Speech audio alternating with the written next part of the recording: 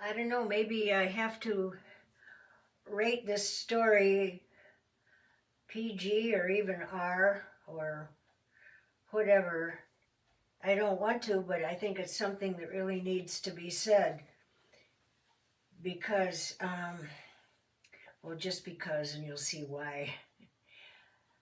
Anyway, remember Daniel prayed 3 times a day looking toward Jerusalem because it was so destroyed. And then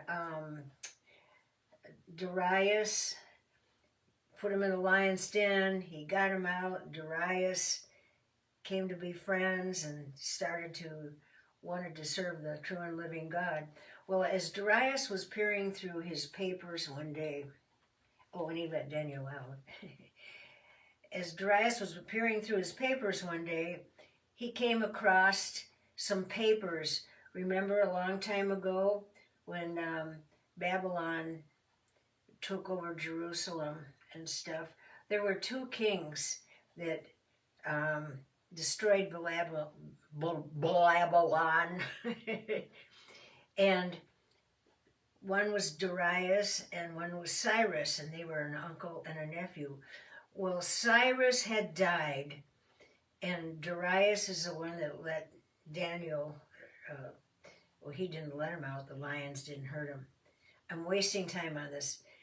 Anyway, he's peering through papers, his uncle's old papers, and he finds a place in there where Cyrus actually gave the Jewish people permission to go back and build the temple in Jerusalem on their homeland. And he thought, my goodness, nobody said a thing to me about this one. So immediately, and Daniel's prayers were answered. He'd been praying. And immediately Darius said that the people were free to go back to Jerusalem and rebuild their temple again. And the people were so overjoyed, and they sent some people back. And the people that were still in Babylon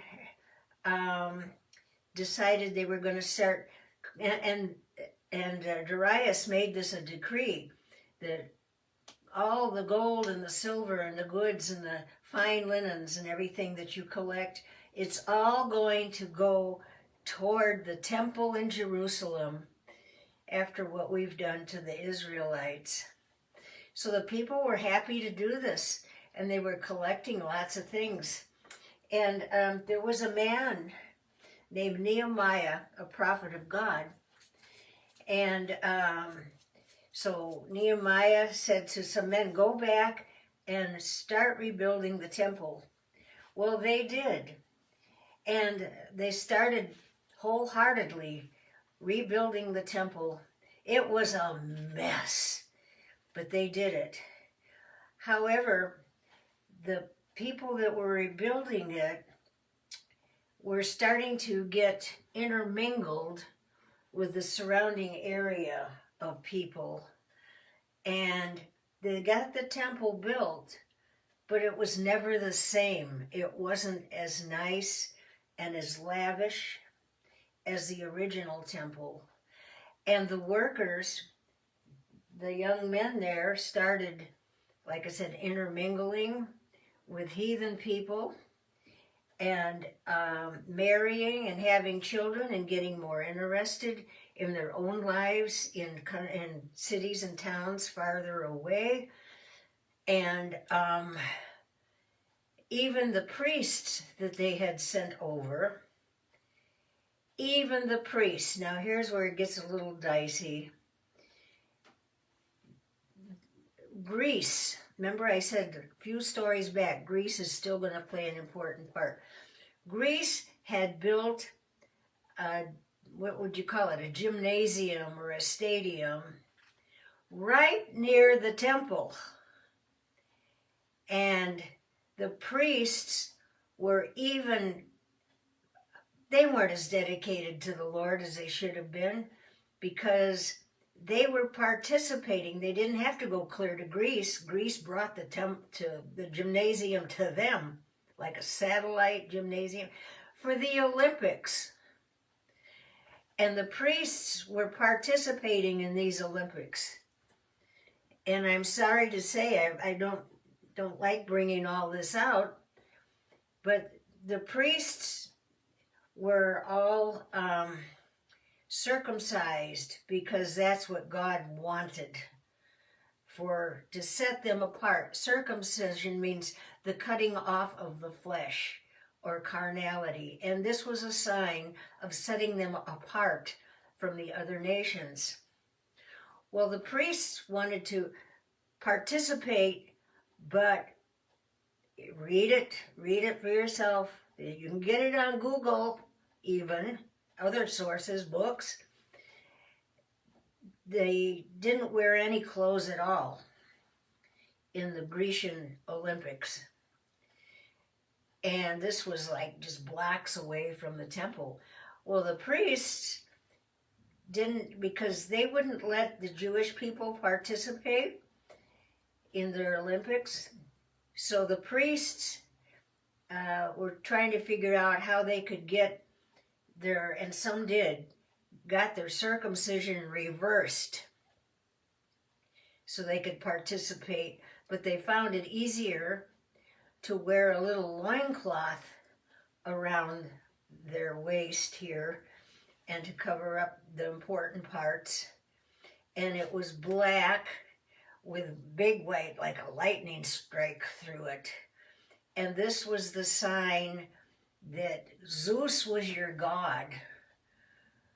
And the priests of all things started putting this on so they could participate in the Olympics. It reminds me so much of today. It really does.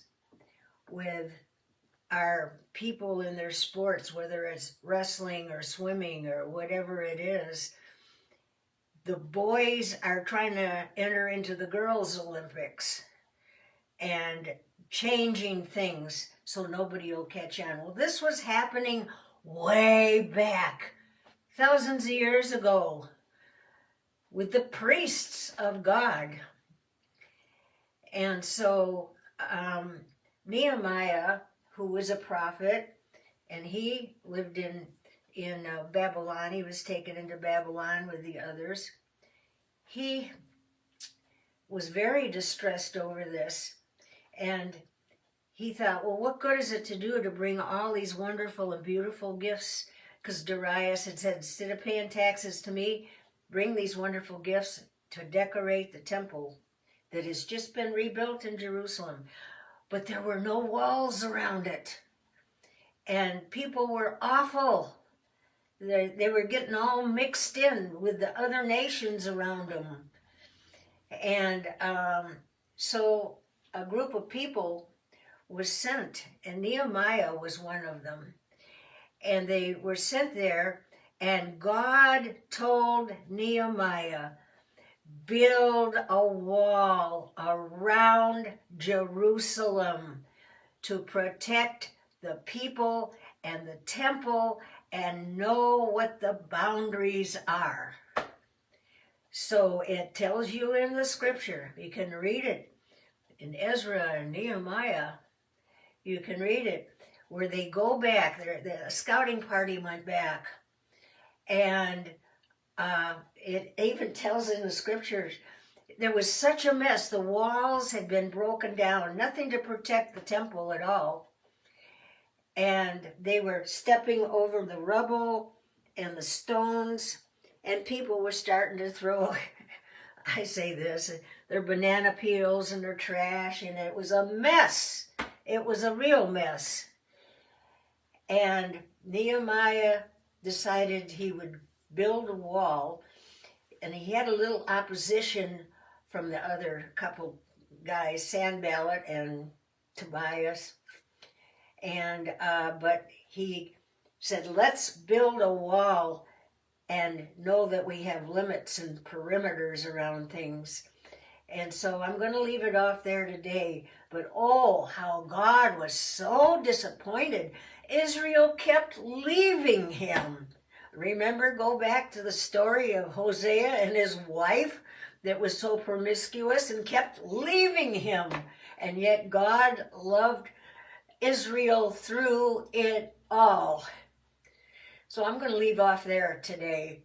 Sorry if it's R-rated, but I don't know how else to say it. Okay, bye-bye.